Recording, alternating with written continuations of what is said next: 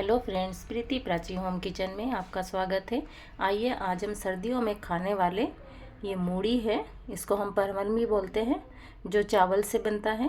ये देखिए, ये कलकत्ता में स्पेशली उधर बनता है नमक वाला। और अगर आपने इसको सॉफ्ट लिया है तो अच्छे से थोड़ा फ्राई कर लेना है। अब इसको हमने लिया है 400 ग्राम मूढ़ी और हमने लिया है गुड़ 250 ग्राम। अब गुड़ को हमने अच्छे से तोड़ लिया। अब एक कढ़ाई को हमने गरम करके उसमें थोड़ा पानी डाला और ये डाला हमने गुड़। इसको हमने पहले ही तोड़ लिया था। अब इसको पानी में डाल के गैस को हाई फ्लेम पे कर देंगे और इसको चलाते जाएंगे जब तक ये अच्छे से मेल्ट ना हो जाए। इस तरह से इसको धीरे धीरे, ये देखिए गुड़ कैसे मेल्ट हो रहा है। इसके बाद हमें क्या करना है, इस तरह से ही हमें चलाते जाना है फुल फ्लेम पे। ये जो मूढ़ी का मोआ है, इसको हम चावल से बने हुए जो फुलका टाइप का होता है, इसको कई जगह फुलके भी बोलते हैं, कई जगह परमल बोलते हैं, तो उसको अलग अलग नामों से बोला जाता है। तो इसके हम लड्डू बनाने वाले हैं जो गुड़ के साथ बनता है। और इसमें हमने डाला थोड़ा सा इलायची पाउडर। ये ऑप्शनल है, अगर आपको इलायची पाउडर पसंद है तो आप डाल सकते हो। तो इस तरह से इसको हमें पकाते जाना है और हमें ध्यान रखना है, बिल्कुल जैसे कैरामलाइज होता है ना, उस टाइप का होने वाला होगा, तभी हम इस मूढ़ी को इसके अंदर हम ऐड करेंगे। अगर उससे पहले हमने इसमें डाल दिया है तो वो हमारा जो लड्डू है वो सॉफ्ट हो जाएगा, खाने में अच्छी नहीं लगेंगे।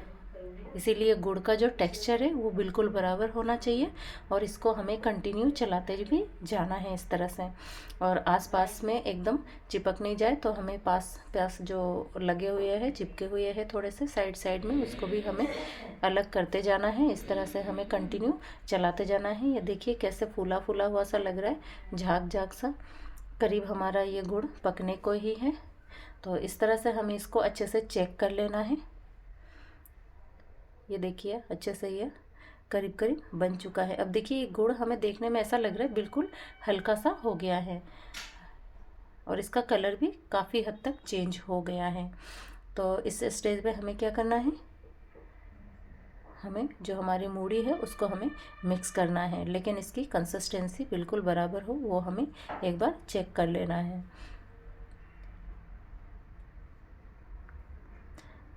ये जो हम कलकत्ता में एक जगह है जयनगर, वहाँ का जो मूढ़ी का मोआ है वो बहुत ही फेमस होता है, बहुत ही डिलीशियस होता है।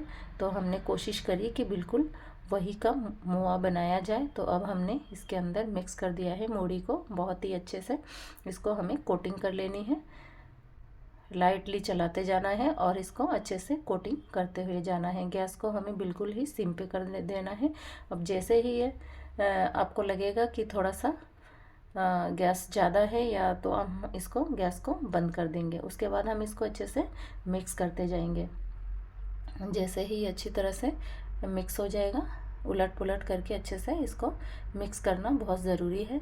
इसकी खासियत यह है कि अगर गुड़ आपका अच्छे से पका हुआ है तो ये बिल्कुल खस्ता बनेगा, खाने में मीठा और कुरकुरा बनेगा। लेकिन अगर आपका गुड़ का टेक्सचर जो है वो बिल्कुल सॉफ्ट बराबर नहीं आएगा तो ये मूढ़ी जो है आपका बिल्कुल नरम हो जाएगा, खाने में बिल्कुल भी अच्छे नहीं लगेंगे। तो इसलिए गुड़ का जो टेक्सचर है वो बिल्कुल सही होना चाहिए। ये देखिए इस तरह से हमें अच्छे से इसको मिक्स कर लेना है ताकि गुड़ और जो ये मूढ़ी है ये अच्छे से बराबर मात्रा में कोट हो जाए। तो ये देखिए ये अच्छे से कोटिंग हो रहा है। तो इस तरह से हमें जब लगेगा कि पूरा गुड़ और ये मूढ़ी अच्छे से कोटिंग हो गया है तो इसको हम साइड में रख लेंगे और एक बोल में, एक बर्तन में थोड़ा सा पानी ले लेंगे, क्योंकि हमें इसके जो लड्डू है वो गरम गरम में ही बनाने हैं। पर पानी हमारे हाथ में नहीं होना चाहिए, क्योंकि सिर्फ हाथ को ठंडे करने के लिए ही हमें पानी में डिप करना है और फिर हाथ को थोड़ा पोंछ के फटाफट इस तरह से हमें लड्डू बनाते जाना है गरम गरम में ही। ये देखिए इसकी बाइंडिंग भी बहुत अच्छे से बन जाती है, इसमें कोई हमें ज़्यादा,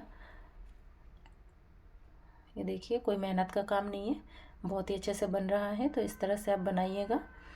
ये सर्दियों में खाने में बहुत ही अच्छे लगते हैं, क्योंकि गुड़ भी गर्म रहता है तो गुड़ के डिशेज़ हमें खाने चाहिए और इसमें कोई हार्मफुल चीज़ें भी नहीं होती हैं। डायबिटिक पर्सन भी इसको खा सकते हैं, क्योंकि हमने इसमें चीनी का इस्तेमाल नहीं किया है, गुड़ का इस्तेमाल किया है, तो इसको हर पर्सन खा सकता है और ये खाने में भी बहुत ही मज़ेदार लगते हैं। अब देखिए जो हमारा लास्ट में बच गया है ना, वो किस तरह से टाइट हो गए हैं। तो इसके लिए हम क्या करेंगे, वापस हम गैस को जलाएंगे और थोड़ी देर इसके ऊपर हम इस कढ़ाई को वापस रखने वाले हैं। इस तरह से थोड़े से पेशेंस के साथ आप सिम को इसमें बिल्कुल भी हल्का रखना है, क्योंकि हम इस टाइम सिम ज़्यादा रखेंगे, मतलब आग को ज़्यादा रखेंगे तो ये नीचे से जल जाएगा। इसके लिए हमें थोड़े से आग को हल्का रखना है। और इस तरह से देखिए ये किस तरह से सॉफ्ट बन रहा है।